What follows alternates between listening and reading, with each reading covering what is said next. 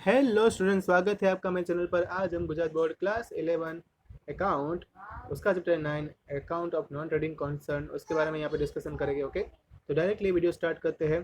पहले हम जैसे ही उसकी बुक में जो एग्जांपल दी हुई है, इलस्ट्रेशन दी हुई है, उसको देख के उससे पहले एक सिंपल सा एक छोटा सा एग्जाम्पल हम देखते हैं, जिससे थोड़ा पता चल जाए कि एक्चुअली इसमें करना क्या है हमें। इसलिए मैं आपको ये पार्ट 3 जो है अपना उसी के एग्जाम्पल बेसिस से मतलब सिंपल एग्जाम्पल से हम स्टार्ट करेंगे। The following is the receipt and payment account of A Club for he year ended on the 30th June 2019। तो यहाँ पे A क्लब का रिसिप्ट एंड पेमेंट अकाउंट दिया हुआ है। रिसिप्ट कौन सी साइड है आप देख सकते हो, तो यहाँ पे रिसिप्ट जो है वो मैं आपको बता देता हूँ कि रिसिप्ट जो है यहाँ पे लिखा है, पेमेंट है और यहाँ पे लिखा है। तो रिसिप्ट एंड पेमेंट अकाउंट हमें यहाँ पे दिखाया गया है। ठीक है, कैश इन हैंड मतलब स्टार्टिंग जब हम बिगनिंग यहाँ पे बिजनेस की जब हमने शुरुआत किया था तब जो हमारे पास कैश था हाथ में वो यहाँ पे लिखा था। फिर हमने सब्सक्रिप्शन किया, डोनेशन मिला, इंटरेस्ट फीस मिली, ग्राउंड रेट मिला, ये सब का टोटल यहाँ पे पर्टिकुलर जो रिसिप्ट मतलब कि यहाँ पे रिसिप्ट दी हुई है उसकी। फिर हमने रिसिप्ट मतलब कि हमारी इनकम है। ठीक है, फिर दूसरा है पेमेंट। पेमेंट जो है उसमें हमने रेंट पे किया है, सैलरी एम्प्लॉयज़ को दी हुई है, पोस्टेज टेलीग्राम के पैसे खर्चा किया है, इंटरेस्ट पेड किया है, फर्नीचर का खर्चा है, फर्नीचर अपना कैपिटल में चला जाएगा।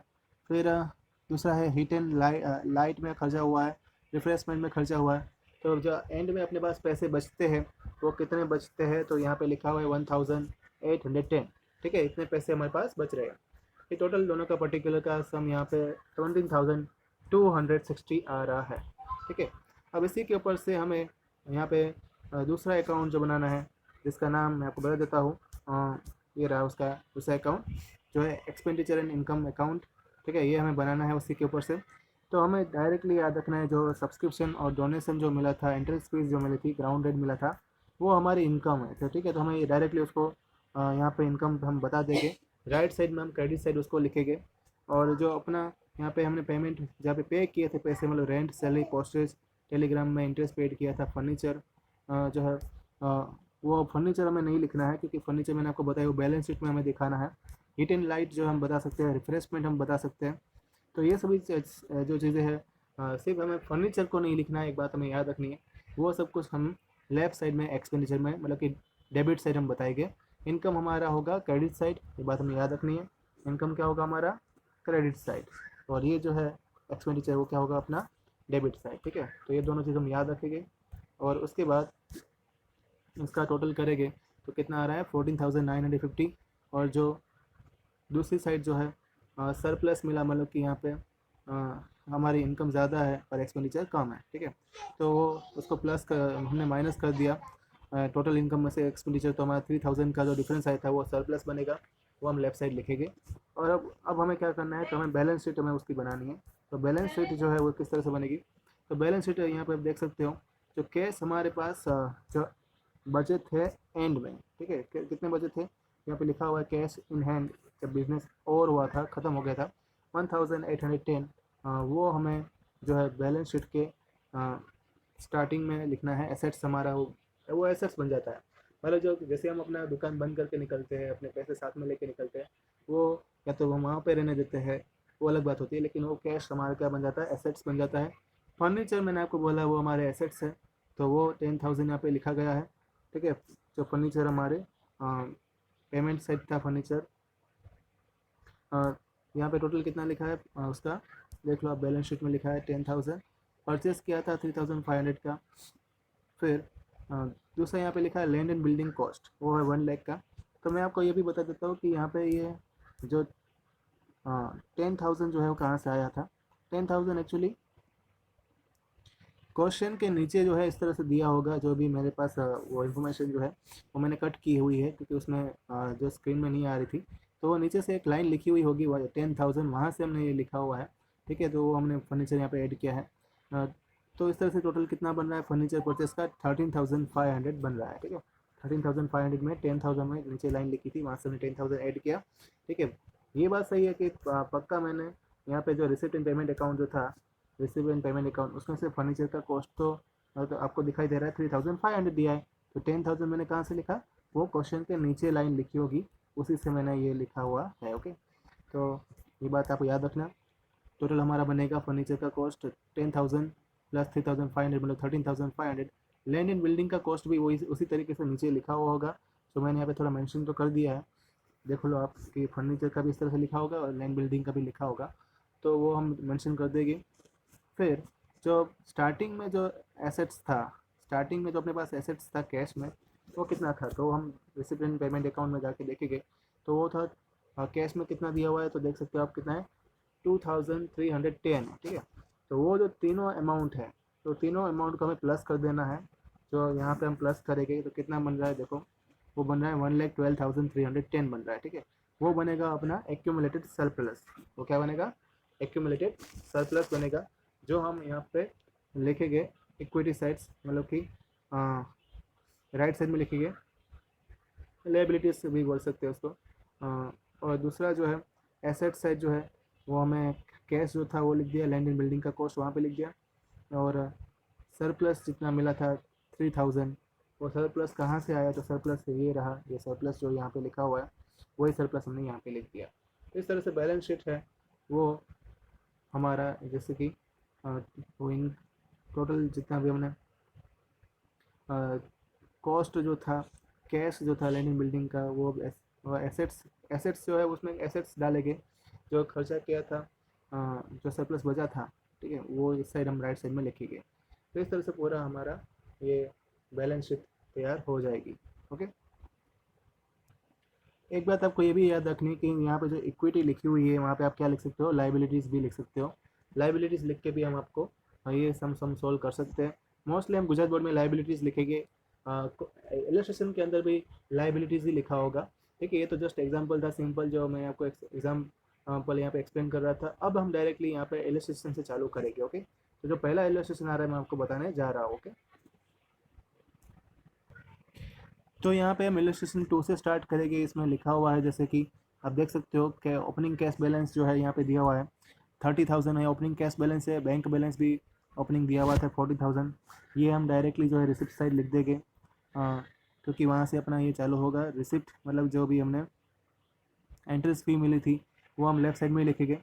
हाँ, मतलब जो लेफ़्ट साइड का पूरा डेटा है मोस्टली वो लेफ़्ट साइड में जो पर्टिकुलर है वो लेफ़्ट साइड में ही आएगा, ठीक है।